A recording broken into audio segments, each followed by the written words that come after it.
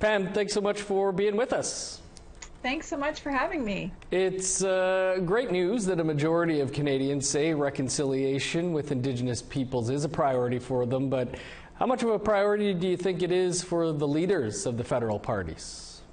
Well, that's a good question, because I actually think there's a huge disconnect. If the majority of Canadians are saying reconciliation is going to determine how they vote, but then you have the parties not even mentioning Indigenous peoples in the recent Quebec debate, what does that say about the disconnect between all of these party leaders and Indigenous peoples? And to me, that causes some concern. Well, we're, like you say, more than 3 weeks into this election, and I think I know the answer here on whether you feel like Indigenous issues have been addressed enough, but what are we not hearing about?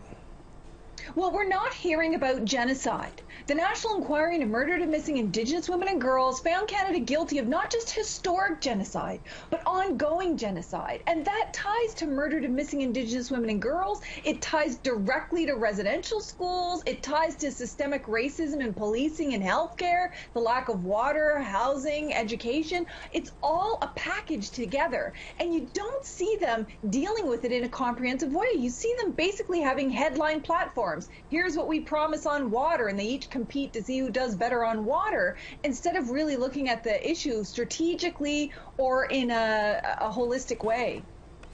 We saw Indigenous people come out in record numbers in 2015 to back the Liberals or push Stephen Harper out, maybe. I haven't noticed the same rock the vote types of campaigns this time around. Do you think Indigenous people are feeling motivated to get out the vote this time?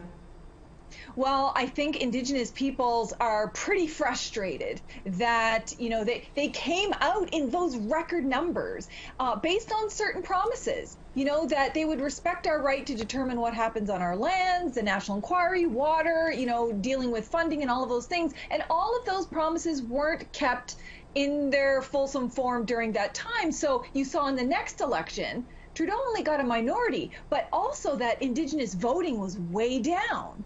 And I think that's a sign. Now, this election is going to be a little bit different. Yes, there's some disappointment that they haven't kept up with all of their promises, but then there's also the looming threat of the Conservatives, who doesn't have a plan for murdered and missing, for TRC, to address racism, and in fact is going to be attacking the Canadian Human Rights Act and getting rid of some of the human rights protections.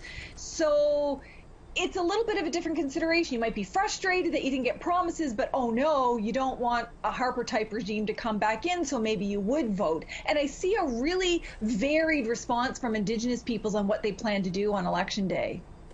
Well, interesting couple weeks still to go here, less than two. Pam, you're going to be joining us on election night for a special coverage here on APTN on September 20th. Looking forward to it. Thanks so much for your time here today. Thanks, Dennis. I can't wait.